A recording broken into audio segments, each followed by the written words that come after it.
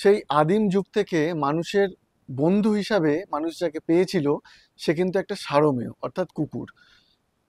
নেকড়ে নেকড়ে বাঘের থেকে এই কুকুরের প্রবর্তন হয় এবং মানুষের প্রধান বন্ধু, প্রথম বন্ধু কিন্তু কুকুর হয়েছিল।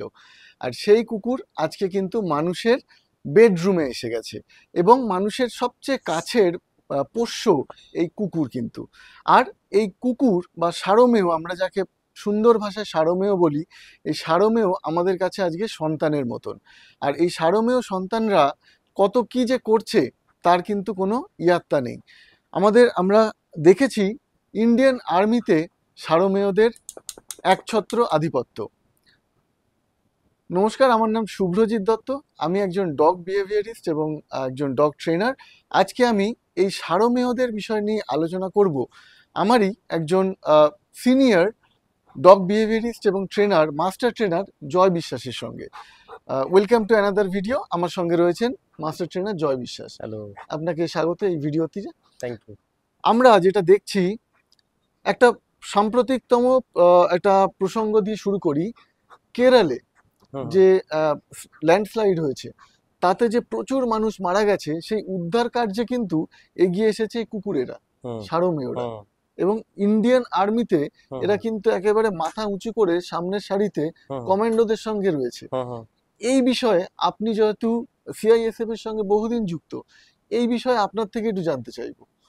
হ্যাঁ, দেখুন, এই নিউজটা আমিও দেখেছি। আর এই যে ডগগুলো যে সার্ভিসটা দিচ্ছে, এটাকে স্পেশালি এটা একটা টেকনিক্যাল নাম আছে, যেটাকে আমরা সার্চ অ্যান্ড রেস্কিউ ডগ বলি।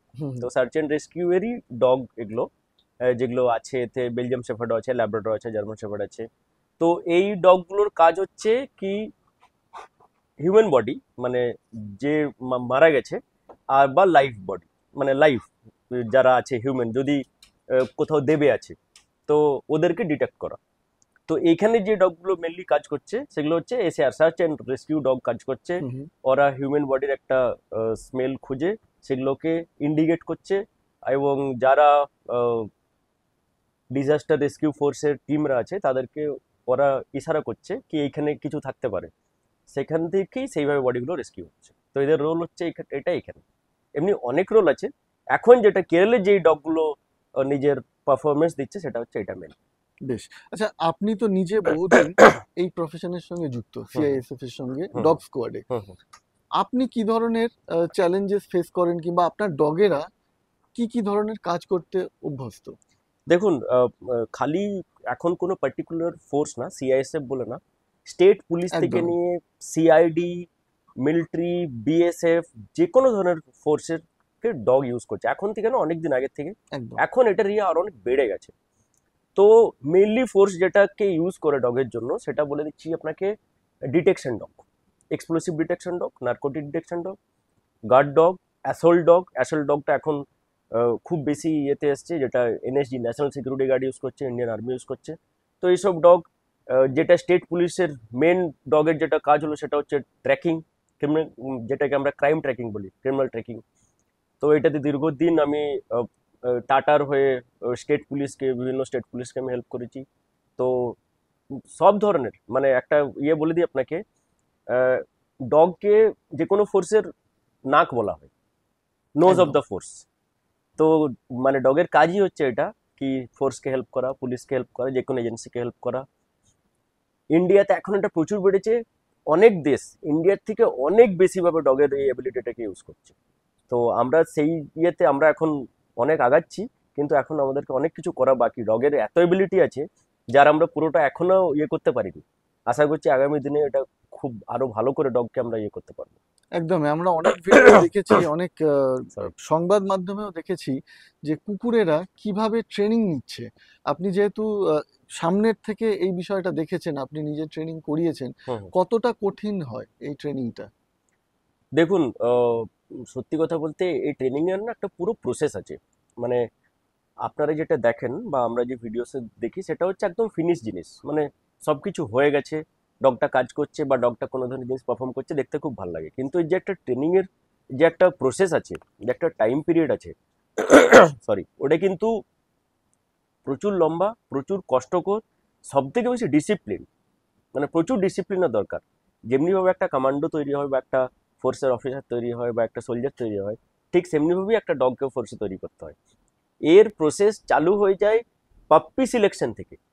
একদম। মানে যে কোনো একটা ডগ নিয়ে আসলাম, আর সেই ডগটা আপনি ফোর্স যেমনিভাবে চাইছে সেমনিভাবে কাজ করতে লাগলো, সেমনি হয় না কিন্তু।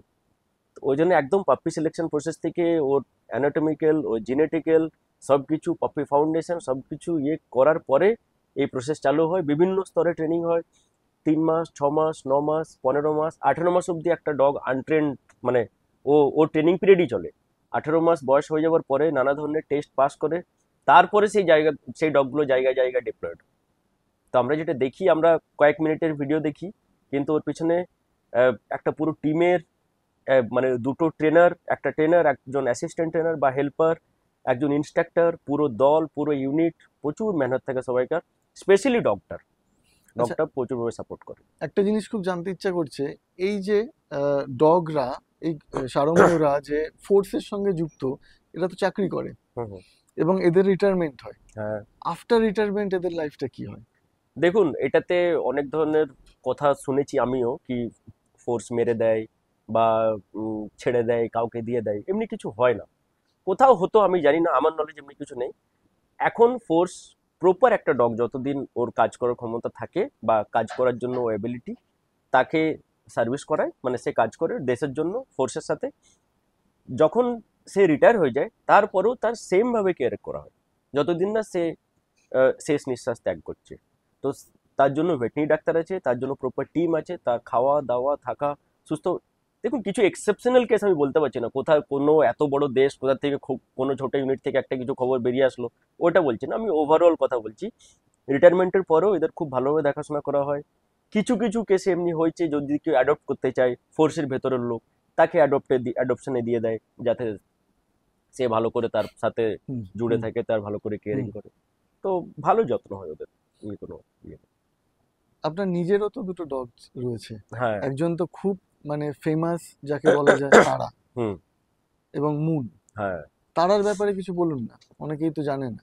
তারার ব্যাপারে আমি বলে দিই। তারা আহ, মানে ট্রেন্ড আর পালন পোষণ আমি করেছি, কিন্তু তারা টাটা মোটরসের ডগ, ওকে। টাটার ডগ। ওকে। তো তারা বেলজিয়াম শেফার্ড মালিনয়েস। তো তারা 2006 সাল আমার কাছে প্রথমবার আসে। যেটা টাটা যেভাবে ডগকে, টাটার ডগ রাখার যেটা পারপাস, সেটা হলো হুম টাটা হুম নিজে, আপনারা টাটার বিষয়ে সবাই জানেন, হুম টাটা হুম নিজে খুব বড় ডগ লাভার, প্লাস উনি ডগ খুব ভালোবাসেন। হুম হুম আর আমাদের মেন কাজটা ছিল, আমাদের মেন কাজটা ছিল প্রোটেকশন, মানে প্রোটেক্ট করা as a guard dog, patrol dog, আর ক্রাইম ট্র্যাকিং, পুলিশের সাথে বা বিভিন্ন ফোর্সের সাথে ট্র্যাকিং করা। তো আহ, তারা বেলজিয়াম শেফার্ড ছিল। 13, 13.5 বছর ও বাঁচে, সার্ভিস দেয়, নানাভাবে কাজ করে। ও খুব ভালো কম্পিটিশন ডগও ছিল। আর তারা বিভিন্ন জায়গাতে নিজে সার্ভিস দিয়েছে, পুলিশের সাথে কাজ করেছে, মিলিটারির সাথে কাজ করেছে, হুম বিভিন্ন এজেন্সির সাথে কাজ করেছে, প্লাস হুম টাটার জন্য দীর্ঘদিনও সার্ভিস দিয়ে গেছে। তো এই সংক্ষেপে তারা নিয়ে। বাকি তারা ইন্ডিয়ান যে আমাদের কম্পিটিশন হয়, সেই ওবিডিয়েন্স চ্যাম্পিয়ন ছিল, এজিলিটি চ্যাম্পিয়ন ছিল, মানে এক্সেপশনাল ডগ ছিল। তো এখনো আছে। এখন মুন যে আমার কাছে আছে, ও বেলজিয়াম শেফার্ড, ও আমার হুম পার্সোনাল নিজের। হুম ও স্পেশালাইজড হচ্ছে ডিটেকশনে। তারা ডিটেকশন ডগ ছিল না, হুম তারা ট্র্যাকার ডগ ছিল। মুন হুম detection dog, certified detection dog, হুম সার্টিফাইড ওবিডিয়েন্স ডগ, আর প্রোটেকশন ডগ। মানে মুনকেও হুম আমরা বিভিন্ন জায়গাতে, স্টেট পুলিশে, এক্সাইজ ডিপার্টমেন্টে, ইন্ডিয়ান নেভিতে, রিজার্ভ ব্যাংকে, হুম আরপিএফ এর সাথে হুম মুন এখনো হুম, কাজ করছে। মানে আমরা বিভিন্ন ডিপার্টমেন্টের সাথে এখনো কাজ করে যাচ্ছি। একদম। একটু দর্শকদের বলুন না, যে কেউ যদি নিজের বাড়ির পোষ্যদের ফোর্সের সঙ্গে যুক্ত করাতে চায় বা হুম হুম পুলিশে দিতে চায়, হুম হুম। তাহলে কি করতে হয়?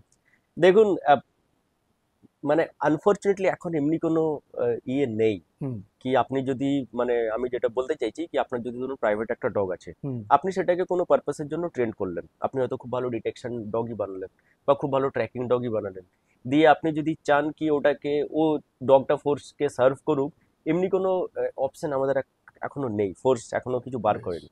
হ্যাঁ, কোনো কোনো জায়গাতে দেখা গেছে প্রাইভেটলি স্টেট পুলিশ হুম হুম জানতে পেরেছে কি কোনো ডগ ভালো ট্র্যাকিং করে, হুম তো তাকে এমনি হেল্প নেওয়া হয়েছে, কিন্তু কোনো এর প্রপার চ্যানেল নেই এখনো। হুম আগামী দিনে হবে, এমনি অনেক অনেক ধরনের প্রজেক্ট আছে, যেখানে যদি আপনি খুব ভালো ডগ ট্রেন করতে পারেন, তো সেখানে আপনার থেকে ডগ ফোর্স, মানে ফোর্স আপনার থেকে ডগ নিতে পারে নিজের সাপোর্টের জন্য। কিন্তু এখন দরকার পড়ে না, তার কারণ হচ্ছে ফোর্সের প্রচুর বড় বড় ডগ স্কোয়াড আছে, হুম প্রচুর বড় বড়। আমরা আমরা কলকাতাতে বসে আছি, ওয়েস্ট বেঙ্গল পুলিশের, কলকাতা পুলিশের হুম খুব সুন্দর প্রচুর বড় ডগ স্কোয়াড আছে, যেখানে অনেক ডগ ডগ আছে, সব হুম স্পেশালিস্ট ডগ, হুম ওয়েল ট্রেন ডগ। হুম আমি অনেকদিন জুড়ে ছিলাম, হুম এখনো জুড়ে আছি হুম কোনো না কোনো ভাবে ওইখানে ট্রেনারদের সাথে। তো এখন ফোর্সের প্রাইভেট ডগের হুম হুম, এখনো ওই দরকারটা পড়েনি, যেদিন বেশ, পড়বে সেদিন নিশ্চয়ই ফোর্স হায়ার নিশ্চয়ই করবে। নেব। এবারে একটা একদমই অন্য প্রসঙ্গে যাই। যেহেতু আপনিও এই প্রফেশনের সঙ্গে যুক্ত এবং আমিও এই প্রফেশনের সঙ্গে যুক্ত, হয়তো আমাদের জনারটা আলাদা। হুম আপনি প্রোটেকশন ওয়ার্ক, ডিটেকশন এবং এই কাজগুলোর সঙ্গে যুক্ত এবং আমি পুরোপুরি বিহেভিয়ারের সঙ্গে যুক্ত, কিন্তু ওভারঅল আমরা দুজনেই ডগ নিয়ে কাজ করি। ইদানিং আমার একটা জিনিস আমার চোখে পড়ছে, যে প্রচুর পরিমাণে বাড়িতে বড় ব্রিডের কুকুর নেওয়ার চল বেড়েছে। হুম হুম তারা পরিকাঠামো দেখছে না, তাদের অবস্থা দেখছে না, আদৌ তারা নিতে পারবে কিনা দেখছে না, একটা বাড়িতে বড় কুকুর নিয়ে চলে আসছে এবং তার ফলে কিন্তু একটা এই অ্যাবান্ডন করার একটা হুম হুম। চল বাড়ছে, যে পরবর্তীকালে রাখতে পারছে না বা কিছু। তো এই ঘটনাটা নিশ্চয়ই আপনারও চোখে পড়েছে, তো এটা নিয়ে আপনার যদি কিছু মতামত থাকে। দেখুন, এটা মানে খুব সিরিয়াস ইস্যু আপনি যেটা বলছেন এখন। আমরা ডগের একটা ভিডিও দেখি বা একটা ডগকে হুম লাইভ দেখি, আহ, আপনার ডগ, হুম আমাদের যে ডগ আছে, লোক হুম দেখে, তো খুব জলদি অ্যাট্রাক্ট হয়ে যায় হুম কি আমিও একটা নেবো। তো কিন্তু কিছু কিছু ব্রিড এমনি আছে যাদেরকে লোক সাইজ দেখে না, ওর হুম বিহেভিয়ার বোঝে না, হুম, ওকে কতটা এক্সারসাইজ দিতে হয়, কি ডায়েট, অ্যানাটমিক্যালি কি প্রবলেম আসতে একদম। পারে, না বুঝে নিয়ে নেয়। নিয়ে নেবার পরেই তখন রাখতে পারে না, অনেক ধরনের বিহেভিয়ারাল হুম ইস্যু হয়, তখন অ্যাবান্ডন করতে হয়। এটা একদমই কোনোভাবে জাস্টিফাইড না, করা উচিত না। আমি যতটা, যেহেতু আমার একটা ছোট্ট সেট আপ আছে আহ, ইয়েতে জামশেদপুরে আর হুম হুম বোম্বেতে, তো আমাদের কাছেও এমনি লোকেরা আসে যারা এসে আমাকে বলে কি আমার এমনি 800 1000 স্কোয়ার ফিটের বাড়ি, আমি ভাবছি একটা রটওয়েলার নেব। হুম তো প্রথমেই আমি মানা করি, মানে একদম সিম্পলি স্ট্রেট ওয়ে মানা করি কি না, আপনি যদি একদম নিউ পেট প্যারেন্ট, তো আপনাকে নেওয়া উচিত না। রটওয়েলের প্রচুর এক্সারসাইজ দরকার, হুম রটওয়েলের হুম বিহেভিয়ার বুঝুন, ভালো হুম ব্রিডার দেখতে হবে, ওকে স্পেস দরকার। হুম রটওয়েলার 800 1000 স্কোয়ার ফিটের বাড়িতে একটা নতুন পেট প্যারেন্টের জন্য না। হ্যাঁ, কোনো ট্রেন্ড লোক যিনি জানেন, আগে রটওয়েলার রেখেছেন, তিনি হয়তো কোনো জিনিসটা ম্যানেজ করতে পারেন, কিন্তু একটা নতুন পেট প্যারেন্টের জন্য রটওয়েলার, গ্রেট ডেন, সেন্ট বার্নার্ড, কোনো বড় ব্রিড, আমি দেখেছি এমনি, আপনাকে আমি একটা এক্সাম্পল দিচ্ছি। হুম হুম 800 স্কোয়ার ফিটের বাড়িতে সেন্ট বার্নার্ড রেখেছেন। হুম। আরো ছোট বাড়িতে আছে, হ্যাঁ, ওর আরো ছোট থেকেও ছোট বাড়িতে বাড়িতে আছে। হবে নিশ্চয়ই কলকাতাতে, আমি জানি না, বা অনেক জায়গাতে আমি আছে। দেখি। তো আমি ওনাকে কি বলবো আমি নিজেই জানি না। হুম হুম এবারে ডক্টর বিহেভিয়ারাল ইস্যুস আসছে, হুম উনি আমাকে ডেকেছেন, কোনোভাবে কন্ট্যাক্ট হুম করেছেন, হুম আমি বললাম আমি, আপনার তো ব্রিড সিলেকশনটাই ভুল হয়ে হুম গেছে। হুম মানে আপনাকে নিয়ে না, আমার দেখতে খুব ভালো লেগেছিল, খুব অ্যাট্রাকটিভ ছিল, ওই জন্য আমি নিয়ে নিচ্ছি। আমি বললাম তো এখন তো ডগটার প্রবলেম হচ্ছে, আপনার তো যা হচ্ছে হচ্ছে, মানে ডগটার বেশি প্রবলেম হচ্ছে। তো যদি আউট অফ লাভ আমরা ডগ নিতেও চাই, তো আমাদেরকে এটাও খেয়াল রাখতে হবে কি এই ডগটা আমাদের বাড়ির জন্য কমফোর্টেবল কিনা, একদম বা ও আমাদের বাড়িতে এসে সাফার তো করবে না। একদম। অনেক মানুষ ও এই জিনিসটাকে ম্যানেজ করতে পারে না, তখন অ্যাবান্ডন করে দেয়, কাউকে দিয়ে দিতে চায়। তো এই জন্য আমি সবাইকে বলি, যেমনি আপনি আছেন, আরো অনেক ট্রেনাররা আছে, আপনি একটা ডগ নেবার আগে, হুম, যেমনি অনেক কিছু জিনিস নেবার আগে রিসার্চ করেন, ডগ নিয়ে রিসার্চ করুন, প্রি পাপ্পি কনসালটেশনে যান, আপনি কনসাল্ট করুন কোনো এক্সপার্টকে, সে আপনাকে বলে দেবে কি আপনার বাড়ির জন্য, আপনার পার্সোনালিটির জন্য কোন ব্রিড শুট করুন। একদম। মোটামুটি আমরা একটা আইডিয়া পেলাম যে একটা ডগ বাড়িতে, কোন ডগ বাড়িতে রাখা যেতে পারে, কোন ডগ বাড়িতে রাখা যেতে পারে না, কিংবা এই যে ডগ ইন্ডিয়ান আর্মিতে রয়েছে, ওভারঅল একটা আইডিয়া আমরা পেলাম, একটা কথোপকথনের মধ্য দিয়ে একটা কনসেপ্ট আমাদের ক্লিয়ার হলো। শেষে আপনি পেট প্যারেন্টদের উদ্দেশ্যে কি বলতে চাইবেন, যেটা আমরা সবসময় বলে থাকি? পেট প্যারেন্টদেরকে যেমনি, মানে আমি যেটা সবসময় হুম বলি ওটাই কি, ডগ নেবার আগে খুব ভালো করে দেখুন কি আপনার বাড়ির সাইজ কত, আপনার আপনি কতটা সময় দিতে পারবেন, এটা সব থেকে মেন জিনিস, কি আপনার কাছে কতটা সময় আছে। এখনকার দিনে সবাই বিজি, আমাদের কাছেই সময় নেই। আমি একটা ইয়েকে নিয়ে আসছি, পেটকে বাড়ি নিয়ে আসছি, তাকে যথেষ্ট সময় দিতে হবে। তারপর একটা ইম্পর্টেন্ট জিনিস যেটা অনেকে কথা বলতে চায় না, কিন্তু আমি সবসময় বলে দিই, বাজেট। আপনাকে ডগের জন্য, আপনার আপনার প্রতিটা ফ্যামিলি মেম্বারের জন্য, আপনার হুম বাচ্চার হুম জন্য আপনি একটা বাজেট রেখেছেন, আপনাকে ডগের জন্য একটা বাজেট রাখতে হবে। ওর পিছনে আপনার খরচা হবে, সেই খরচাটা করতে হবে। যদি আপনি সত্যি ডগ লাভার হন, তো আপনাকে আগে এইসব জিনিসগুলো দেখতে হবে। তারপরে আপনি আপনার এক্সপার্টকে কনসাল্ট করুন, কি আমার জন্য কোন ব্রিডটা সুটেবল হবে, বা আমি কোন ব্রিডটা রাখতে পারি। তারপরেই আপনি ডগ নিন। আর যদি কোনোভাবে ডগ নিয়ে নিন, তো প্লিজ কুইট করবেন না। নেওয়ার আগে 100 বার ভাবুন, কিন্তু নেওয়ার পরে ছেড়ে দিলে মানে হুম আমি তো সিম্পলি এটাই বলবো কি, আমাদের সন্তান যখন কোথায় হারিয়ে যায়, তো আমাদের সন্তানরা যেমনি ফিল করে, একটা ডগ কিন্তু সেমনিই ফিল করে, ও খালি বলতে পারে না। তো কোথাও নিয়ে গিয়ে ছেড়ে দিলাম বা কাউকে দিয়ে দিলাম, আমরা ঝঞ্ঝাট থেকে মুক্ত হওয়ার জন্য, এই কাজটা কোনোদিন করবেন না। এটা সিম্পল ল্যাঙ্গুয়েজ যদি বলি আমি, এটা পাপ। আর ওই জন্য নেওয়ার আগে 100 বার ভাবুন, 100 বার কনসাল্ট করুন, নানাভাবে পড়াশোনা করুন, ব্রিডের ব্যাপারে জানুন, তারপরে কিনুন। একদম ভীষণ ভালো লাগলো, একটা সুন্দর আলোচনা হলো আমাদের, একটা সুন্দর আলোচনার মধ্যে দিয়ে আমরা অনেক কিছু বিষয় ক্লিয়ার হলো, এবং আশা রাখছি আগামী দিনে আমাদের ভিউয়ার্সদের সামনে আমরা আবারও আপনাকে নিয়ে আসতে পারবো, আপনাকে নিয়ে নানান টপিক নিয়ে আলোচনা করতে পারবো। আর ধন্যবাদ আপনাকে আরও একবার আমাদের এই ইন্টারভিউটা দেওয়ার জন্য। ভালো থাকবেন সবাই।